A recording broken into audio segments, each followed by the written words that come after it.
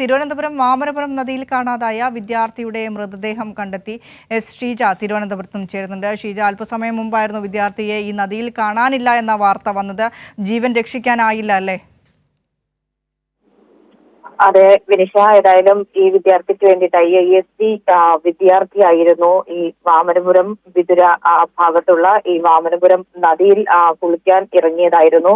എന്നാൽ അതേ തുടർന്ന് ഒഴുക്കിൽപ്പെട്ടാണ് കാണാതായത്. 1 മണിക്കൂർ നീണ്ട തെരച്ചിലിനൊടുവിലാണ് ഇപ്പോൾ ചെന്നൈ സ്വദേശിയായിട്ടുള്ള മോഹൻരാജ് സുബ്രഹ്മണ്യത്തിന്റെ മൃതദേഹം ലഭിച്ചിരിക്കുന്നത്. നദിയിൽ നല്ല ഒഴുക്കുണ്ടായിരുന്നു. അതുകൊണ്ട് തന്നെ വെള്ളച്ചാട്ടത്തിന് സമീപം 8 അംഗ സംഘത്തിനൊപ്പം കുളിക്കാൻ വന്നതായിരുന്നു മോഹൻരാജും.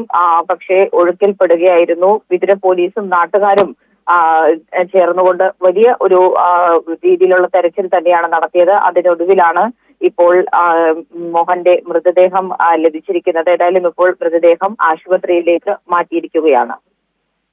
ശരി, തിരുവനന്തപുരത്ത് നിന്ന് ഷീജയാണ് വിശദാംശങ്ങൾ പങ്കുവച്ചത്. തിരുവനന്തപുരം വാമനപുരം നദിയിൽ കുളിക്കാനിറങ്ങിയ വിദ്യാർത്ഥി സംഘത്തിലെ ഒരു വിദ്യാർത്ഥി ഒഴുക്കിൽപ്പെടുകയും തുടർന്ന് നടത്തിയ തെരച്ചിലിനൊടുവിൽ ഏകദേശം 1 മണിക്കൂർ നീണ്ട തെരച്ചിലിനൊടുവിൽ ആ വിദ്യാർത്ഥിയുടെ മൃതദേഹം കണ്ടുകിട്ടുകയും ചെയ്തു. ഷീജ വിശദാംശങ്ങൾ പങ്കുവയ്ക്കുകയായിരുന്നു.